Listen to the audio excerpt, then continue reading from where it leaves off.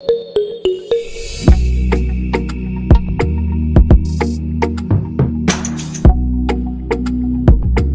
ratio of the incomes of A and B in the last year was 4:3. The ratio of their individual income in the last year and the present year is 3:4 and 5:6 respectively. If their total income in the present year is 24.1 lakhs, then the sum of the income of A in the last year and that of B in the present year is. ये है last year और ये है present year. आपको last year ए और B का income का ratio क्या गिवन था? वो ए और बी का रेशियो आपको गिवन है बच्चों 4:3 में.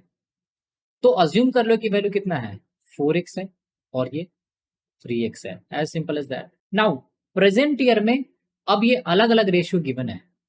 अगर यहाँ पे ए है और यहाँ पे बी है तो कह रहा है कि आपका जो ए का जो लास्ट ईयर और ए का जो प्रेजेंट ईयर का इनकम का रेशियो है वो बच्चों क्या है, वो है 3:4 में. ये 4x का वैल्यू किसके इक्वल था? वो तो प्रीवियस ईयर में 3 यूनिट के इक्वल था. तो 3 यूनिट का वैल्यू अगर बच्चों आप लिखते हो 4x तो 1 यूनिट का वैल्यू कितना हो जाएगा बच्चों? वो हो जाएगा 4x/3.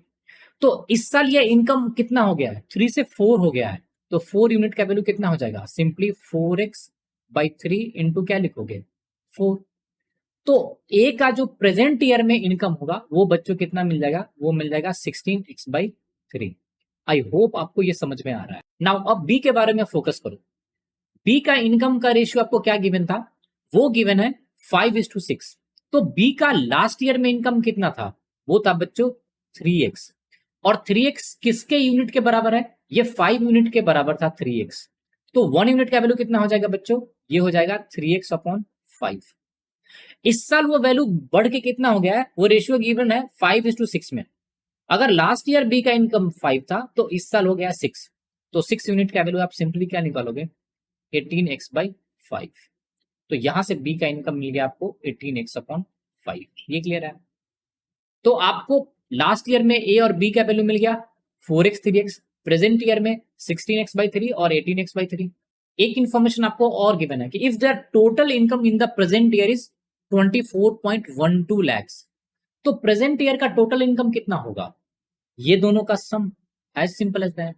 तो इन दोनों को बच्चे जब आप ऐड करोगे तो एलसीएम कितना आएगा? 15. तो यहां से मिल जाएगा ये 80x प्लस आप क्या लिखोगे? 54x इज इक्वल टू आपको किसका मिल गया?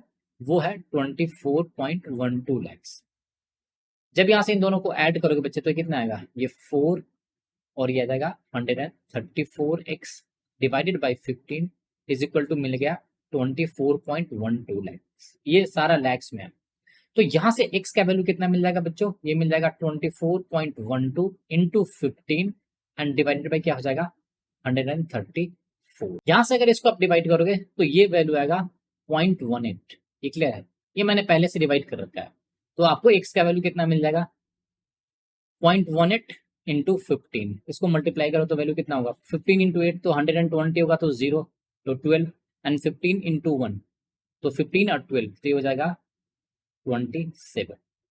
तो यहां से वैल्यू कितना आ गया बच्चों? ये आ जाएगा 2.7 lakhs. आपसे क्या पूछा था क्वेश्चन में? Sum of the income of A in last year. तो लास्ट ईयर ए का इनकम कितना था बच्चों? वो था 4x. And that of B in present year. B का प्रेजेंट ईयर का इनकम कितना था? वो है 18x/5. ये आपको वैल्यू निकालना है. तो ये वैल्यू कितना होगा? इसको अगर आप एलसीएम लोगे तो ये हो जाएगा 5 इंटू 4 20x और 18x तो ये हो जाएगा 38/5 और x का वैल्यू 2.7 है तो आप इसमें 2.7 रख दो. ये क्लियर है? 5 से इसको डिवाइड करोगे बच्चों तो ये कितना होगा? 2 तो डिविजिबल नहीं है तो ये 5 इंटू 5 तो 0.5 और ये हो जाएगा 4.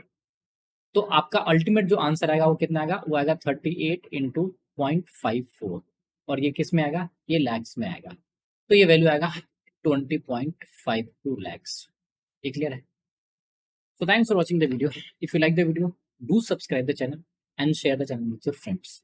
देखो ये वैल्यू आप इजीली कैलकुलेट कर सकते हो. 38 इंटू पहले 0.50 से मल्टीप्लाई कर दो तो वहां से कितना आएगा?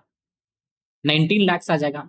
और उसके बाद 38 इंटू 0.4 से 04 से मल्टीप्लाई कर दो तो ये 20.52 लाख आएगा।